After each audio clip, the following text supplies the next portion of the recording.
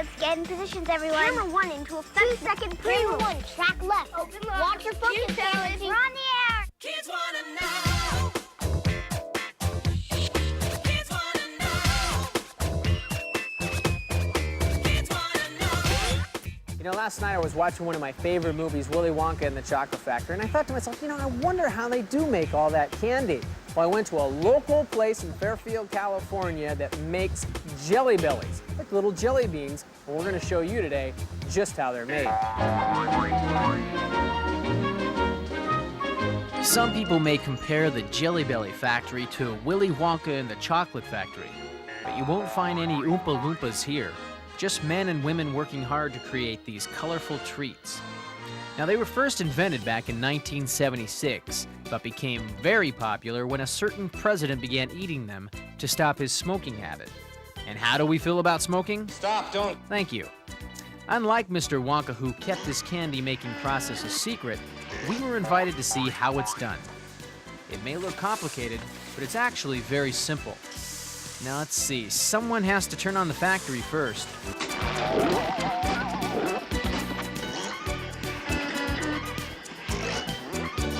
They start by taking stored ingredients like corn syrup, sugar, water, and cornstarch, and mixing it all together. Next, they add flavoring, like this grated coconut. Coloring is added in to give that batch its milky white look. The end result is a gooey mess called slurry. This mixture is tested and analyzed by technicians whose purpose is to make sure every bean turns out perfect. Next, the slurry makes its way through some pipes downstairs where it's heated and poured into tiny droplets. 1,296 per one side of a rack, to be exact.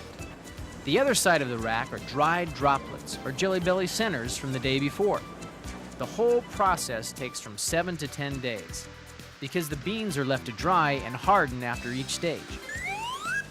From this point, it's like an obstacle course of conveyor belts. The centers get a double sugar shower that would make any dentist go screaming into the night. But I dared to get close enough because, hey, that's the kind of guy I am. After the centers are dried, they're dumped into giant kettles to create shells. More slurry is added, then more sugar, slurry, sugar, slurry, sugar. It's done 4 times to give the shell 4 coats. They're checked from time to time to make sure the beans are up to standards. So how do they go from rough shells to smooth shells? We have ready to be polished now a Jelly Belly center with a shell and a light powdered sugar. The next step we do is to get a polished piece that'll look like a jewel. So it's off to the polishing area. Watch your step. The beans find a new home in some different kettles. The spinning action makes them scrape against each other, smoothing the outside. Next, the workers pour in carnauba and beeswax to give them that shiny, polished look. Bubble gum. But what big kids and little kids appreciate most, besides a good nap, is what goes in the bean. And that's what they pride themselves on at the factory. As an example, if we do peanut butter, we use real peanut butter for the flavoring. If we do chocolate pudding, we use real chocolate. The snozberries taste like snozberries. They even have one that would go great with nachos.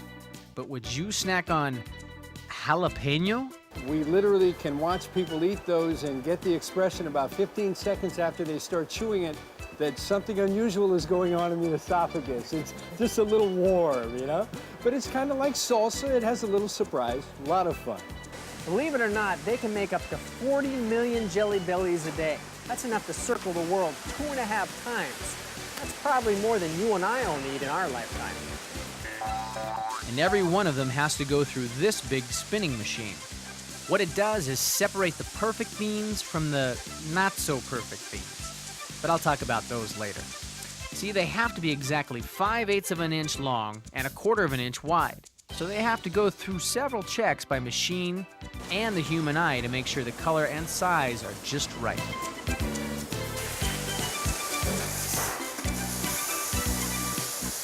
They're boxed up and sent places only a few people have ever gone before. That's right, these little space travelers took a ride on the space shuttle in 1983, making them the first, I guess, astro beans? And if you're looking for the creative bean, all colors and flavors are used in these Jelly Belly works of art. Oh, before we go, I was telling you about those beans that don't quite look perfect. Oh, don't worry, they don't go to waste. Just like you and me, Jelly Bellies come in different shapes and sizes. Sometimes they're a little abnormal, like these belly flops right here. They're sold differently. I think this one has the mumps. For Kids Want to Know, I'm Chris Eddy. That's lemon.